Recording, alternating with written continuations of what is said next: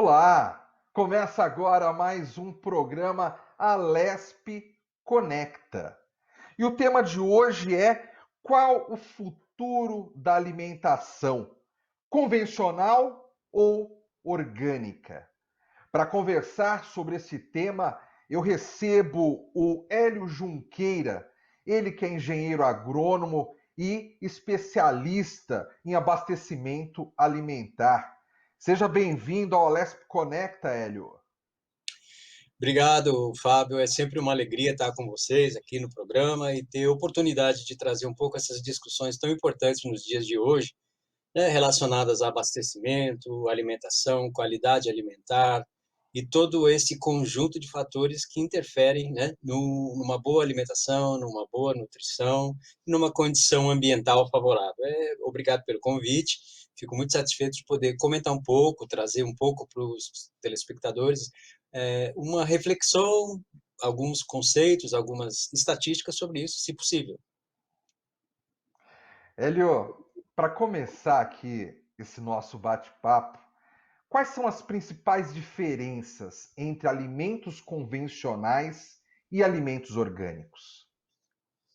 Então, os alimentos convencionais, Fábio, eles são produzidos de uma maneira que já se convencionou como tradicional aí desde os anos 50, 60, na passagem daquilo que se chamou a Revolução Verde, cujo grande objetivo era aumentar substancialmente a oferta de comida, de alimentos para uma população que vinha se concentrando cada vez mais nas áreas urbanas e se afastando da área agrícola, da produção de alimentos. Então, era um contingente, era uma quantidade de pessoas morando em grandes cidades e que precisavam ser alimentadas com quantidade de alimentos e a preços decrescentes, porque os salários urbanos precisavam dar conta de uma série de compromissos, né, em aluguéis, transportes e a manutenção da família toda.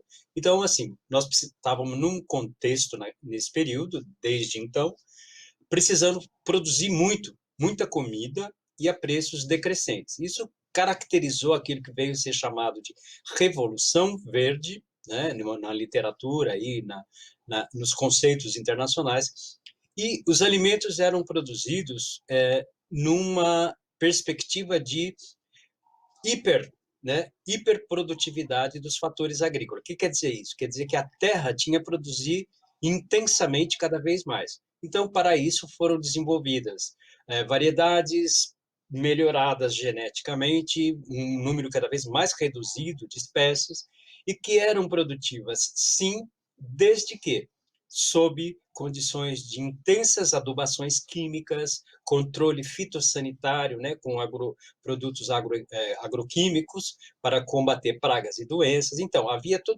há nesse contexto um complexo de fatores. As plantas, até os animais também, eles são, sim, muito produtivos, mas desde que sustentados por um conjunto muito grande de insumos, insumos caros, insumos muitas vezes dependentes de poucos fornecedores na escala global, o que causa dependência tecnológica, e também muitos deles, depois foi se descobrindo, foi se tornando mais conhecido, prejudiciais à saúde do homem, do trabalhador rural, do consumidor urbano e dos animais e das plantas da própria natureza. Então, todo esse conjunto, né, um pacote tecnológico produtivo, é o que traz o alimento na versão tradicional para as famílias. Isso está sob forte estamos discutindo os problemas disso na medida em que ele traz diferentes, né? Nessa minha fala você já percebeu. Ele impacta o meio ambiente, ele impacta a saúde, ele causa dependência tecnológica e ele também tira das linhas de produção alimentos tradicionais das comunidades que conheciam produtos lá das suas regiões geograficamente dispersos. Então há um conjunto de fatores que merece uma reflexão se esse caminho é sempre o melhor caminho ou se ele deve ser substituído por outras alternativas. Esse é o alimento tradicional, esse é o alimento comum, a versão comum que a gente tem nos nossos produtos do dia a dia. Para encontrar respostas alternativas a isso, há muito tempo, já desde a década de 40, na verdade, vem surgindo versões agroecológicas. Nos anos 40, nos anos 50, 60, isso teve muito restrito a certas comunidades inovadoras que buscavam uma outra forma de produzir os alimentos, usando praticamente nada de insumos químicos, mas sim um trabalho de recuperação, de revigoração, de manutenção, de reestruturação do solo e das condições de produção naturais, vamos chamar assim. Então, as comunidades tradicionais, os sistemas tradicionais de produção, nesse contexto, começam a ser mais valorizados. Por quê? Porque não poluem, porque não causam desequilíbrios no solo e nas plantas, porque não têm impacto ambiental significativo e porque protegem a saúde humana, a boa nutrição e a condição do trabalho rural, enfim. E também não geram dependência tecnológica, ou seja, existem sementes tradicionais, práticas tradicionais que são mantidas dentro das comunidades de saberes, dentro daquelas comunidades que conhecem esse sistema. Veja, então são dois sistemas que são diferentes, bastante diferentes. No tradicional, nós levamos à terra a sua máxima produtividade possível, numa escala quase industrial, vamos chamar assim, com o uso intenso de insumos químicos, insumos artificiais. Na outra ponta, ou no sentido um pouco em contraponto, uma agricultura mais focada na natureza, no manejo estruturado do próprio solo. Então, assim, deixar o solo repousar, descansar, revigorar os nutrientes que estão ali, trazer essas plantas não em monoculturas, mas misturadas, porque isso Hélio, favorece. Oi? desculpa te interromper, mas eu quero entender o seguinte. Quando você começa a explicar aí para gente em qual momento deixou-se de produzir o alimento ali mais natural para colocar defensores, né, agrícolas, para de repente ser produzido em maior escala, você explicou isso para gente que foi devido até um aumento populacional. Tinha mais gente ali que precisava comer. Hoje em dia, no mundo, aí acho que são mais de 7 bilhões de pessoas. Hoje em dia, com a população tão grande espalhada pelo mundo, é possível ter esse movimento de volta a essa alimentação mais natural, mais saudável? Porque se antes já sofria-se com o excedente populacional, hoje em dia então nem se fala, né? O problema, Fábio, é que os dilemas, os problemas passam a ser não só o suprimento alimentar, porque hoje, na verdade, nós já temos produção suficiente para alimentar todo mundo, né? O problema não está mais nessa questão, mas nós temos um acúmulo de novas questões. Então, a questão do aquecimento global que nós estamos vivendo agora, ele tem muito a ver com os sistemas alimentares. Então, o que está em crise, o que está sendo criticado no mundo inteiro é como que os nossos sistemas alimentares, que se estruturaram a partir da Revolução Verde, levaram a um conjunto novo de problemas que impactam aquilo que os cientistas chamam de sindemia global. Ou seja, nós temos, por um lado, obesidade, as pessoas comem ou estão se alimentando muito mal e por isso estão acima do peso.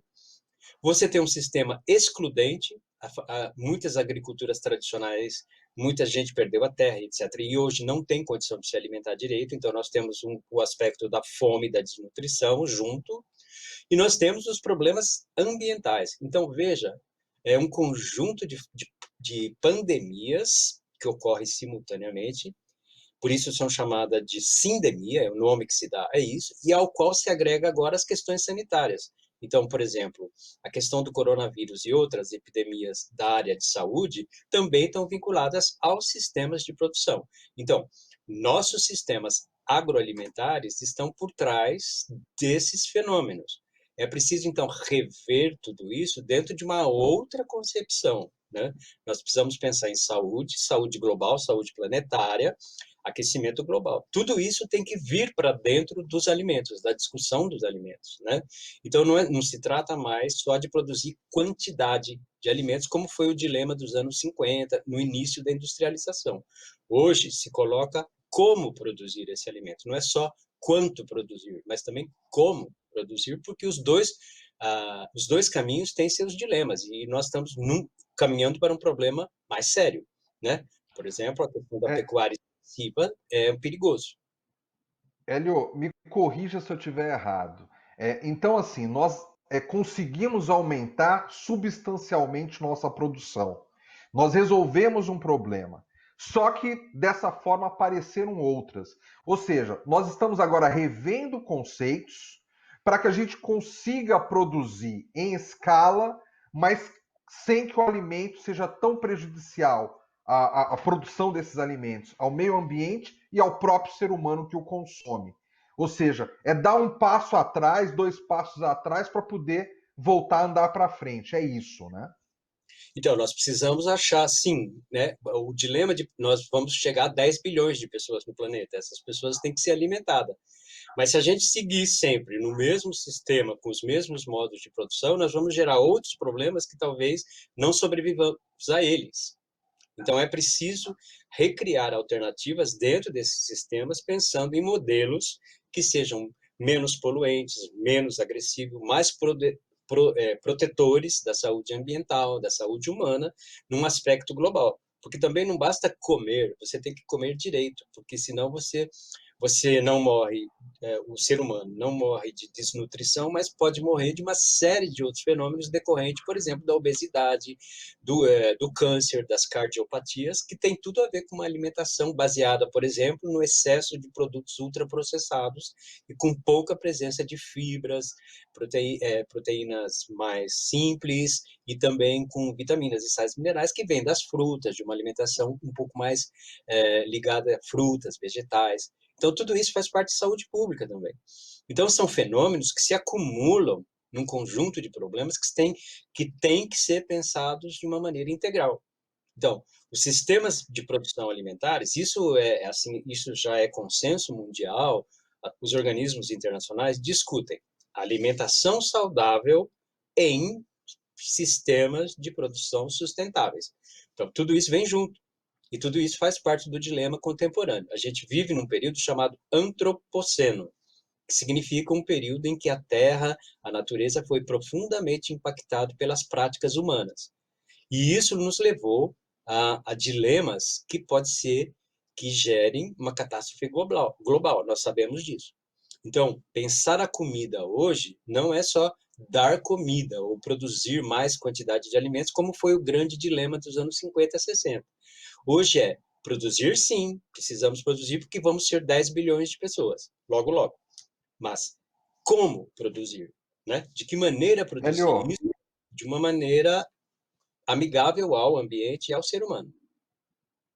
agora, Hélio, eu acabo fazendo algumas provocações aqui para você, mas é porque talvez o espectador em casa ele fique se perguntando isso também ao assistir aqui o nosso programa. É possível fazer esses alimentos mais saudáveis sem prejudicar o meio ambiente, mas ao mesmo tempo sem perder escala? Porque eu falei de 7 bilhões e você já adianta que no futuro próximo chegaremos a 10 bilhões. Se a gente perde escala, talvez aquele problema suficiente para a população volte a nos perturbar. Já existe produção de alimentos mais saudáveis, produção orgânica em escala, em larga escala? Então, nós estamos vendo iniciativas no mundo inteiro, no Brasil inclusive, de produção de hortaliças e vegetais, por exemplo, em fazendas urbanas com ambiente controlado, né, dentro de estruturas verticais.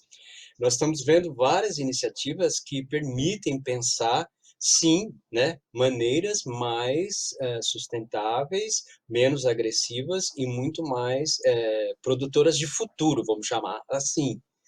Agora, o que está em jogo também, Fábio, que a gente não pode esquecer, é que não podemos manter os mesmos padrões de consumo que chegamos até aqui. Ou seja, com tudo a maneira de produzir e consumir alimentos, nos levou a uma dieta geral. Na média, nós temos uma dieta. Essa dieta também precisa ser revista, não é? Então, assim, não é só produzir mais alimento da mesma coisa. Muitos dos alimentos que nós consumimos talvez mereçam ser revistos dentro de outros conceitos. Por exemplo, diminuir a quantidade, né, de consumo de carne vermelha, por exemplo, é apontado como um elemento de saúde. Então, nós não precisamos produzir a mesma pecuária para todo mundo em escala global, porque isso também é inviável. Então, o que está em jogo também é mudando. Não é só tecnologia para produzir a mesma coisa, mas também mudar padrões e hábitos alimentares. Eu não sei se está claro, porque uma coisa que se discute muito dentro da ciência hoje é que existe uma leitura um pouco errada do fenômeno, que é chamada de normalização, que é acreditar que o alimento tradicional pode ser simplesmente substituído pela versão orgânica. Isso não vai nos levar a lugar nenhum. Na verdade, o que precisa ser mudado são os sistemas e os processos. Não é trocar um produto por outro, mas é mudar a própria maneira como a humanidade se relaciona com as suas dietas, com os seus hábitos alimentares, com a sua ingestão diária. Então, incluir determinados tipos de alimento nas dietas, diminuir outros, também está em jogo. Então, não é produzir tudo em escala global como a gente consome hoje, mas também criar novos padrões, novos conhecimentos e novas atitudes frente à alimentação, pensando na saúde de si mesmo, na saúde da natureza e na superação de um possível colapso ambiental. E aí, Hélio, isso que você fala é muito interessante e, ao mesmo tempo, me faz pensar que é necessário um diálogo entre os países, entre as culturas, né? Porque, por exemplo, você falar para a pessoa diminuir o consumo de carne de boi, por exemplo, num país que o consumo de carne de boi já não é tão alto assim, talvez não soe de forma estranha. Agora, no Brasil, por exemplo, onde se tem essa coisa de comer carne de boi praticamente todos os dias, né? A Uhum. não ser quando a pessoa não tem condições de comprá-la.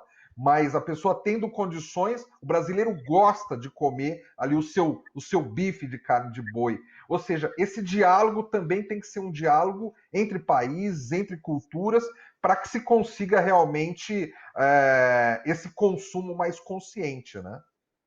Então, isso não vai acontecer assim por si mesmo, né, Fábio? E nem de um dia para o outro. São resultados de fenômenos complexos, assim, onde a educação entra. Então, nós precisamos de informação, informação de qualidade, confiável, científica, que nos ensine a comer melhor, pensando numa vida melhor, numa qualidade de vida melhor e também, né, numa longevidade maior com menos doenças. Então, por exemplo, na literatura, na pesquisa médica, na prática clínica, já não existe dúvida, não tem dúvida nenhuma, em lugar nenhum do mundo, que os padrões da dieta contemporânea, eles são muito prejudiciais à saúde da maioria da população. Então, nós nunca tivemos tanta comida disponível como temos agora, mas também nunca tivemos tantos problemas associados à comida como temos agora. Então, assim, tem um monte de gente, é verdade, e isso é absolutamente escandaloso, que morre de fome e não tem acesso à comida. É verdade, é o lado da fome e da desnutrição. Mas, paralelamente, com dimensão praticamente equivalente, tem um monte igual de pessoas que morrem também por se alimentarem erroneamente. Então, veja, a questão da comida no mundo é uma questão seríssima, porque nós temos que cuidar que todos tenham acesso, mas temos que cuidar também que todos comam bem, adequadamente, porque a maioria de nós, metade da população, come errado. E esse errado não significa só que ela está fazendo algo que não tenha maiores consequências. Pelo contrário, né? Ficou provado agora, durante a Covid-19 que nós estamos vivendo, nessa pandemia, que as pessoas com comorbidades associadas à obesidade tiveram problemas significativamente maiores do que as pessoas que não estavam nessa condição. E a obesidade, em boa parte dos casos, não em todos, mas em boa parte dos casos, está ligada a uma alimentação errônea. Então, veja, a questão alimentar ela é muito complicada e ela envolve fenômenos da ordem do médico, né, do clínico, Porque não adianta você pensar só em suprir as pessoas de comida, mas elas precisam comer adequadamente, porque senão a saúde delas e a própria vida, né, a longevidade, começa a ser comprometida por problemas como câncer, por exemplo, né? Nós sabemos que existem 36, né, tipos de câncer associado à alimentação errada. Então, tudo isso tem que ser trabalhado de uma maneira educativa, de uma maneira informativa, né, de uma maneira Hélio, experimental, em escala global. Hélio, já ficou claro então que para a saúde das pessoas, o alimento mais natural, o alimento mais orgânico seria interessante, seria importante. Agora, para o varejo, faz diferença para o varejo vender produto convencional ou orgânico? Porque hoje a gente entra num estabelecimento varejista e num supermercado, existe um nicho ali bem pequenininho para orgânicos, para naturais, para saudáveis. É óbvio que esse nicho vem aumentando, né, gradualmente aí, mas ainda quase que a totalidade dos produtos disponíveis ali são alimentos convencionais. Para esse varejo, faz diferença ou não?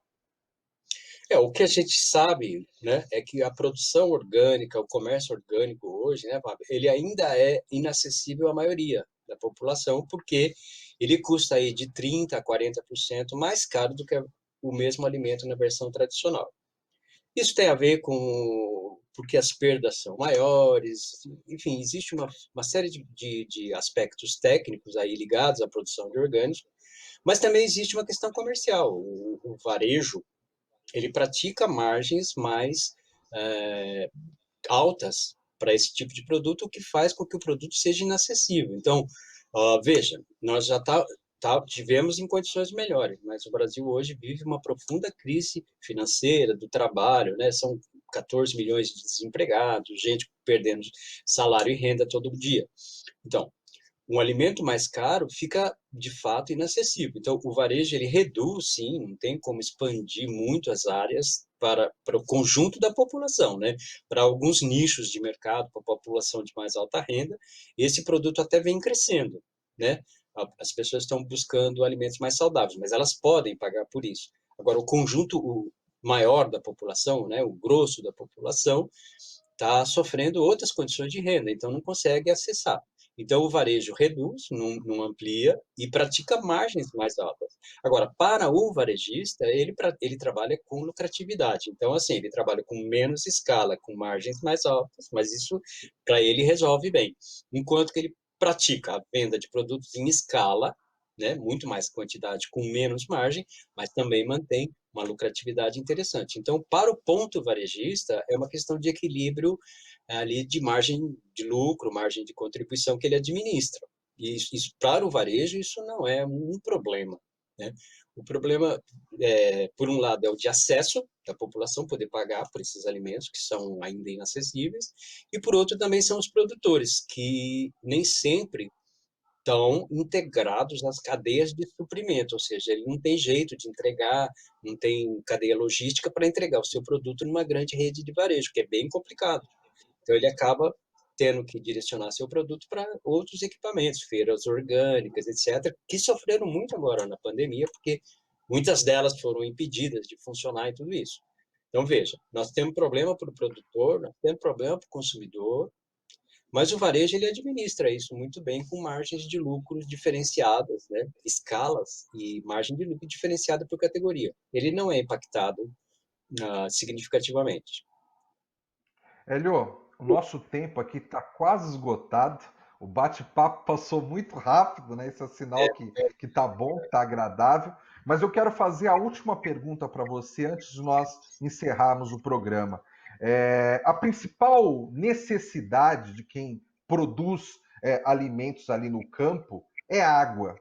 Existe maior ou menor consumo, dependendo se a produção é convencional ou orgânica? Depende, o que está em jogo aí é um pouco a escala da produção, né? O orgânico, geralmente, ele é produzido em escalas menores e você consegue resolver isso com alternativas de irrigação mais razoáveis. E se a escala é muito grande da produção, você vai exigir outro tipo de equipamento e pode haver mais consumo e mais perda de água e ineficiência de processo. Mas, assim, desde que a água seja acessível, desde que a água esteja disponível para os produtores, isso não tem sido constatado como uma limitante da produção orgânica ou uma vantagem excepcional da agricultura orgânica frente à tradicional. Não é, né? No Brasil, felizmente, a questão da água ainda é uma questão um pouco mais tranquila de gerenciar do que em outros países. Não há uma competição por água como a gente observa no Chile, no México, em alguns países, na Índia ou alguns países africanos. O Brasil é um pouco mais tranquilo em relação a essa questão. Eu não diria para você que hoje, entre o conjunto de desafios entre a agricultura orgânica e a tradicional, a questão da água seja uma das determinantes. Pode haver, sim, uma questão de um uso mais abusivo ou até um certo desperdício numa agricultura de larga escala, né? Isso pode acontecer, mas não aparece para nós como assim um fenômeno decisivo nessa questão, pelo menos ao meu ver nesse momento. Perfeito. Hélio Junqueira, engenheiro agrônomo, especialista em abastecimento alimentar. Obrigado mais uma vez por sua participação aqui na Rede Alesp, hoje especificamente aqui no Alesp Connect. Eu que agradeço, Fábio, aí mais uma vez estar com vocês. O assunto é muito amplo, é muito abrangente, dá vontade de abordar muita coisa. Eu espero não ter sido técnico demais aí para o nosso ouvinte, telespectador, mas assim nós podemos abordar isso em outras ocasiões. O assunto é muito amplo e é muito apaixonante, como dá para perceber. E é uma das questões mais importantes do nosso dia a dia hoje, daqui para o futuro. Então, se todos nós estivermos pensando sobre isso, discutindo sobre isso, certamente a gente vai encontrar juntos, né, os melhores caminhos para o futuro, que é o que a gente está precisando. Eu agradeço essa Perfeito, oportunidade mais uma vez. perfeito, Hélio. Obrigado mais uma vez. Termina aqui mais um Alesp Conecta. E você já sabe, todos os nossos programas ficam arquivados no YouTube. É só você entrar no YouTube, digitar Alesp e você encontra toda a nossa programação lá para que você possa assistir o seu programa preferido no momento mais conveniente para você. Obrigado pela sua audiência mais uma vez e até o próximo programa.